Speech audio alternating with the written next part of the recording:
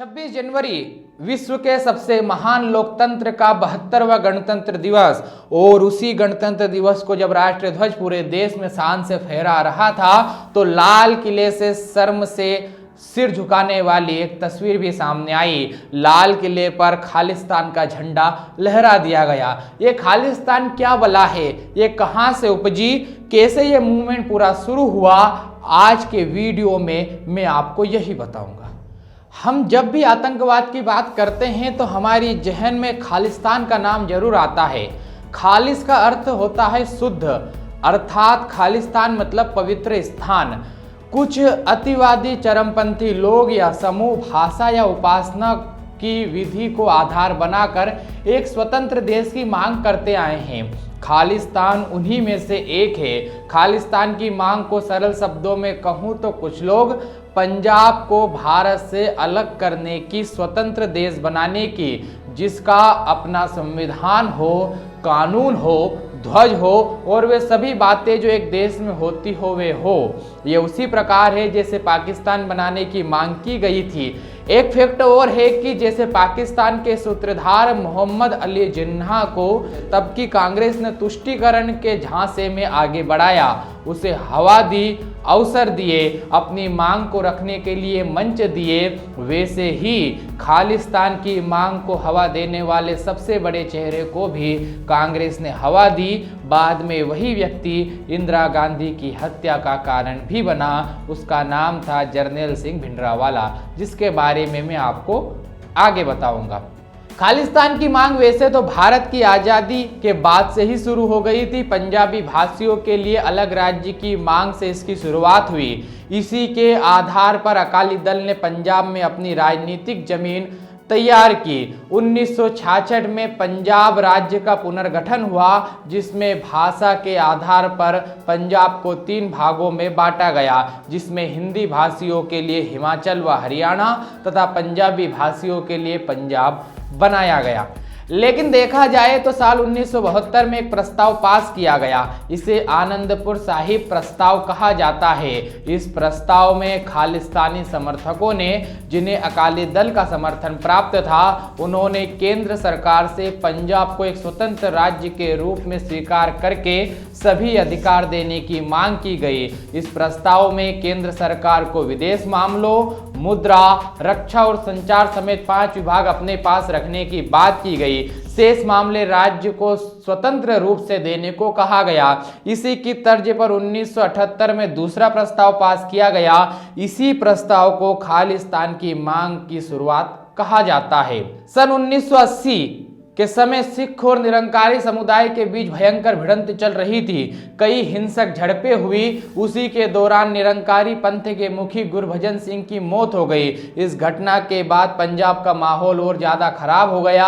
मार्च 1981 में सिखों के 5 तत्वों में से एक और खालसा पंथ के जन्म स्थान आनंदपुर साहिब में खालिस्तानी समर्थकों ने खालिस्तान का परचम लहरा दिया। इस दौरान जरनैल सिंह भिंडरावाला का कद बढ़ता गया। जुलाई 1982 में उसने स्वर्ण मंदिर को डेरा बनाया। वहीं से खालिस्तान मूवमेंट और दहशत वहीं से वह बढ़ाने लगा। इस घटना के बाद पंजाब के अंदर नरसंहार हुआ। खालिस्तानी समर्थकों के द्वारा प्लेन हाईजैक हुए। पंजाब के बड़े बड़े बुद्धिजीवी अधिकारियों की हत्या की गई। हर तरफ अराजकता का माहौल पैदा किया गया। 19 अक्टूबर 1983 में पंजाब सरकार को इसके चलते बर्खास्त कर दिया गया। अब पंजाब में राष्ट्रपति शासन लग चुका था। राष्ट्रपति शासन लगने के बाद कार्रवाइयों का दौर तेजी से चला। 1984 में ऑपरेशन ब्लू स्टार, जिसमें प्रधानमंत्री इंदिरा गांधी के नेतृत्व में सेना ने स्वर्ण मंदिर पर कब्जा किए हुए कई लोगों को मार दिया, जिसमें खालिस्तानी समर्थक भिंडरावाले सहित उसके बहुत से साथी मारे गए। इन मारे गए साथियों को खालिस्तानी समर्थकों ने शहीद का दर्जा दिया। 31 अक्टूबर 1984 को तत्कालीन प्रधानमंत्री इंदिरा गांधी की हत्या उनके ही अंगरक्षक के द्वारा कर दी गई। ऐसा माना जाता है कि यह हत्या पंजाब में हुई कार्रवाई की वजह से बदले की भावना से की गई। उसके बाद संपूर्ण देश में सिख विरोधी दंगे हुए और देश भर में क्या माहौल बना इसे आप सब जानते हैं। 1986 से 1989 तक खालिस्तान आंदोलन अपने चरम पर था। अब तक लगभग 25 संगठन छोटे बड़े मिलकर खालिस्तान की मांग करने लगे थे। इनमें से कुछ प्रमुख संगठन जिसमें बर्बर Khalsa, Khalistan liberation force, Khalistan commando force, ये प्रतिदिन सुर्खियों में बने रहते थे। उसके बाद बहुत से ऐसे मामले सामने आए जो दहशत को बढ़ाते थे। लेकिन इसके बाद फिर आया 1990 का दौर। लगातार पुलिस की कार्यवाही से और लगातार हो रहे एनकाउंटर से अब यह आंदोलन धीरे धीरे धीमे पड़ने लगा था। 1994 तक छुटपुट घटनाओं को छोड़कर कोई भी बड़े हमले होना बंद हो गए। 1994 तक पुलिस ने ऐलान कर दिया कि पंजाब में अब लगभग आतंकवाद समाप्त हो चुका है।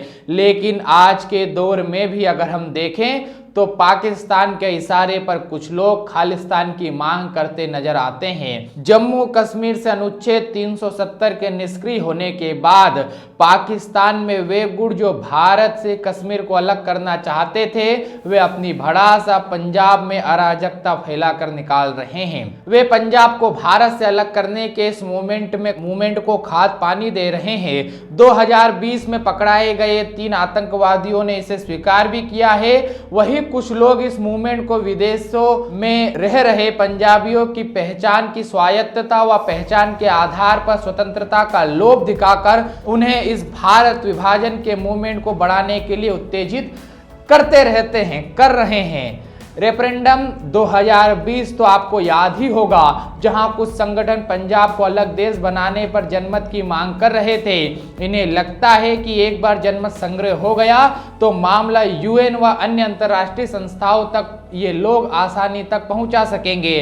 खालिस्तान आंदोलन की गूंज आज भी समाप्त नहीं हुई है। एक बार और यह मांग फिर से बढ़ने लगी है।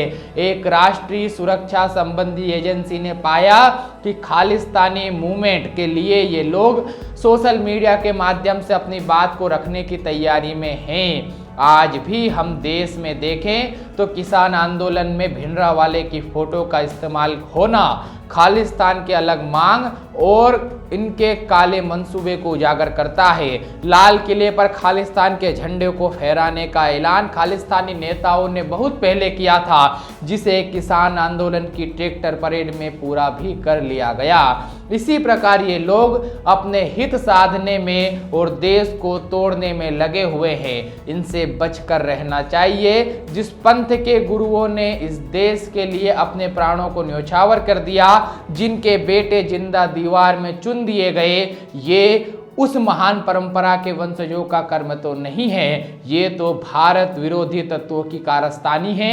उनसे बचना है और उन्हें एक्सपोज करना ही हमारा कर्तव्य है। आज के रियलिटी में इतना ही। अब से देश के सामयिक विषयों पर आधारित रियलिटी कार्यक्रम सोमवार से शुक्रवार रोज रात 8 बजे विश्व संवाद केंद्र मालवा के YouTube चैनल पर आपको प्राप्त होगा। चैनल पर आपको देखने को मिलेगा, इसलिए हमारे YouTube चैनल को सब्सक्राइब करें। सुझाव हमें कमेंट बॉक्स में दें। धन्यवाद।